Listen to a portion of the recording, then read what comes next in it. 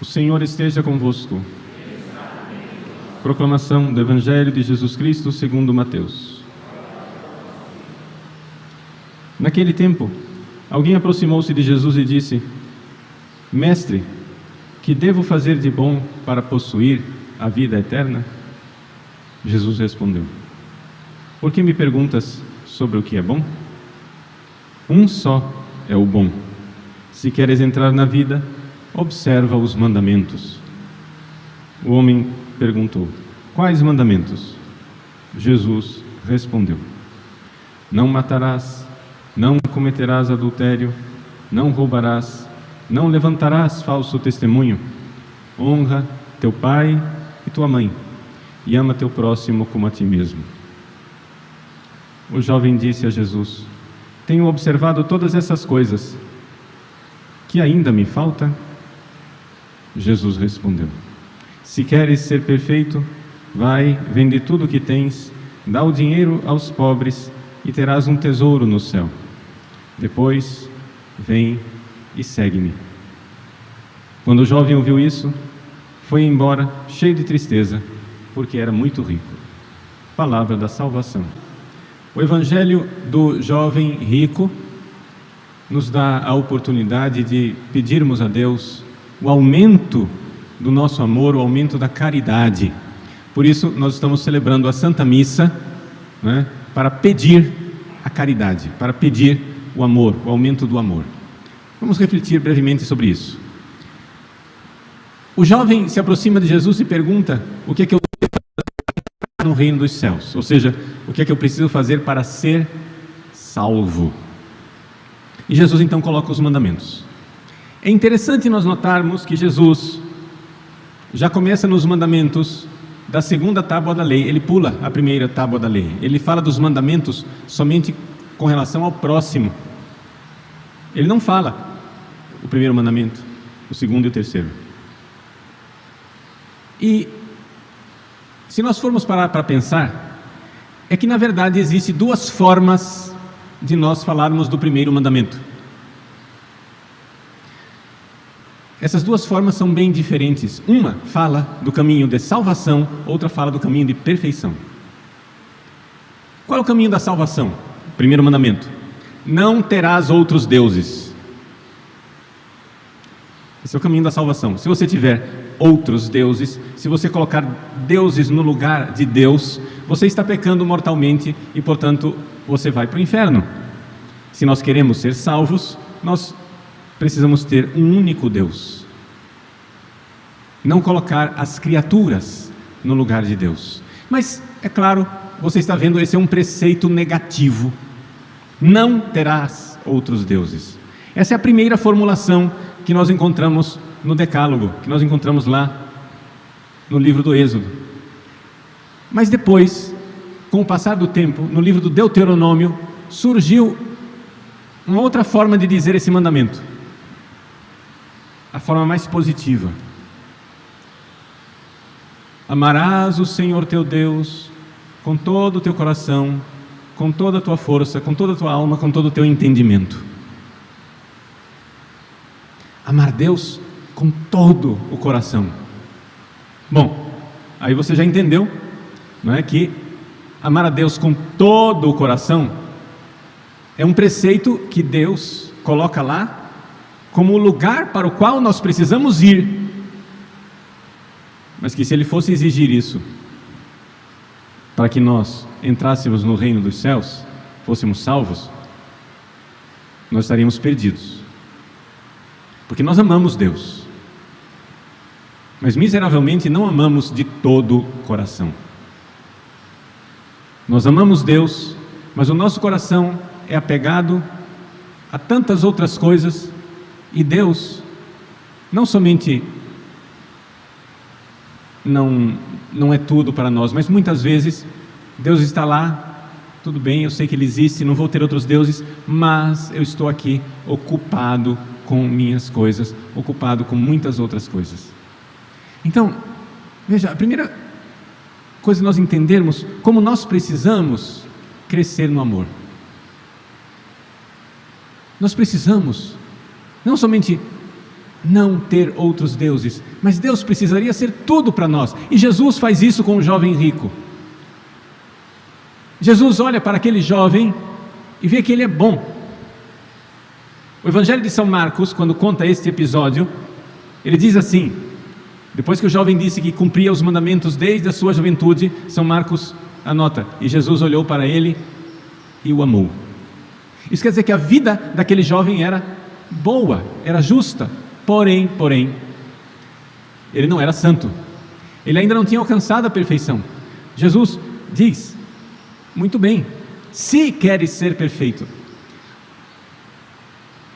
Jesus identifica então onde está o grande apego dele, que é no dinheiro, e diz, vai, abre a mão, larga, dá aos pobres. Para cada um de nós, esse pedido pode ser diferente. O que é que Jesus está pedindo de você? De desapego, de você fazer não somente a sua obrigação, mas generosamente amá-lo. Vamos lá, vamos fazer um exame de consciência bem prático. Qual é a coisa na qual você mais pensa o dia inteiro? Tenha coragem de responder essa pergunta. Qual é a realidade, pessoa, coisa, na qual você mais pensa o dia todo? Me desculpe, mas talvez você vá tristemente, como o jovem rico que se afastou cheio de tristeza, talvez você vá constatar tristemente que nem de longe Deus é aquele no qual você mais pensa o dia todo. Você tem muitos outros pensamentos. Você tem coisas que são verdadeiras obsessões. Você tem na sua cabeça coisas que são verdadeiras hipnoses, obsessão.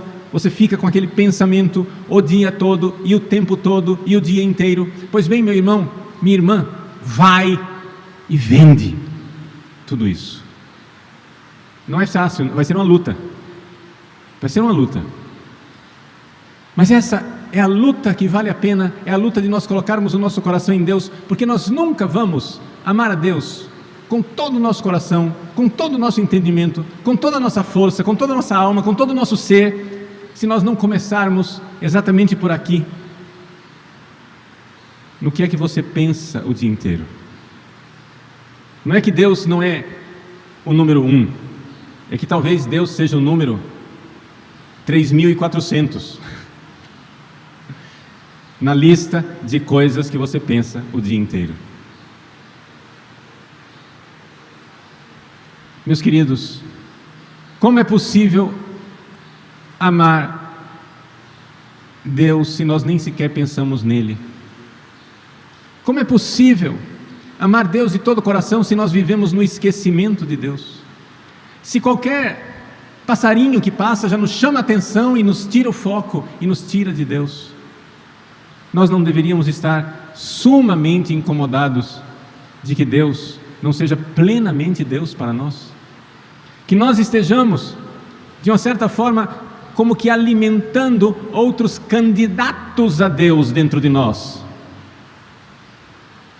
E de tanto pensamento, e de tanta obsessão, e de tanta repetição, nós, um dia, podemos pecar mortalmente e nos prostrar diante destes deuses. Talvez você constate, com tristeza, a tristeza do jovem rico, que aquilo no qual você mais pensa o dia todo é em você mesmo. E eu, como é que eu fico? E até quando você aparentemente está pensando nos outros, no fundo está pensando em você. E eu, como é que eu fico? Não, eu vou me dedicar, vou me entregar a essa pessoa, vou me entregar à minha família, vou me entregar à minha esposa, meus filhos, eu vou fazer o dia inteiro por eles, e depois eu espero a recompensa, porque afinal, e eu? Como é que eu fico? Daí, meus queridos, vocês já enxergam uma grande dificuldade. Como realizar este ato de desprendimento? Como voar? Como nós podemos voar na direção de Deus se Ele não nos ajudar? Santa Teresinha do Menino Jesus tem uma comparação, uma pequena parábola, uma historinha do pequeno passarinho que tem olhos de águia, coração de águia, mas não tem asas de águia e não consegue voar. E então a divina águia, que é Jesus, vem para buscar o pequeno passarinho, coloca nas suas costas e leva para que o passarinho consiga voar nas alturas, na direção do sol. Assim somos nós. Celebramos esta missa ad petendam caritatem, ad postulandam caritatem, para pedir a caridade, para pedir a Deus o Espírito Santo, porque sem o Espírito Santo nós não somos capazes. Sem o Espírito de Deus infundido em nossos corações, nós nunca deixaremos de ser esta miséria de quem segue os mandamentos. Não terás outros deuses, mas ao mesmo tempo imperceptivelmente cultiva com o pensamento e acalenta com a imaginação e alimenta com os desejos tantos outros deuses. Vamos alimentando o nosso eu em primeiro lugar,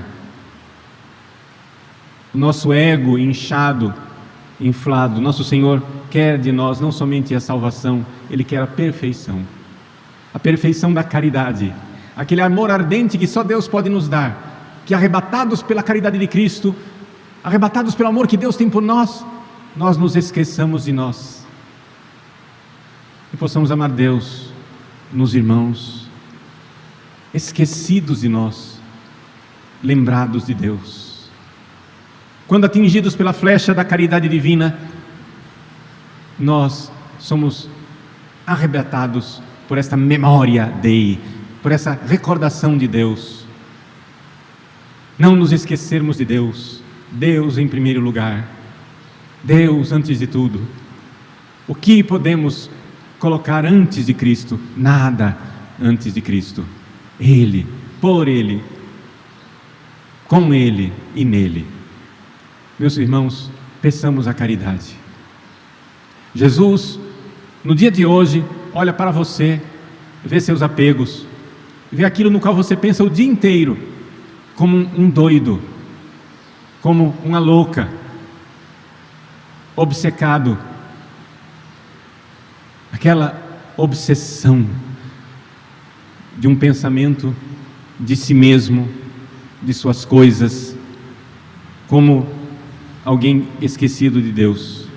Que Ele tenha piedade de nós e peça de nós o desapego. Vai e vende tudo, mas nos dê a graça de não repelirmos esse convite com a tristeza do jovem rico, mas aceitarmos alegremente. Para fazermos isso, só precisamos, não é possível não fazê-lo sem ter a caridade divina. Somente o Espírito Santo para arrebatar uma alma assim. Mas precisamos estar abertos para nos desapegar. Deus em primeiro lugar, memória de Deus, recordação de Deus. Ouve, Israel. É assim que Deus ensinou o mandamento de amar a Deus com todo o coração. Shema Israel, Adonai Eloheinu, Adonai Ehad. Ouve, Israel. Ouvir quer dizer que a nossa inteligência tem que estar voltada para Ele. Ouvir quer dizer não esquecermos dEle. Ouvir quer dizer que Deus está nos convidando, nos interpelando. Ouve, Israel, o Senhor é o teu Deus, o Senhor é o único Deus. Amarás o Senhor teu Deus de todo o teu coração, com toda a tua força, com todo o teu entendimento. Peçamos essa caridade que só Ele pode nos dar.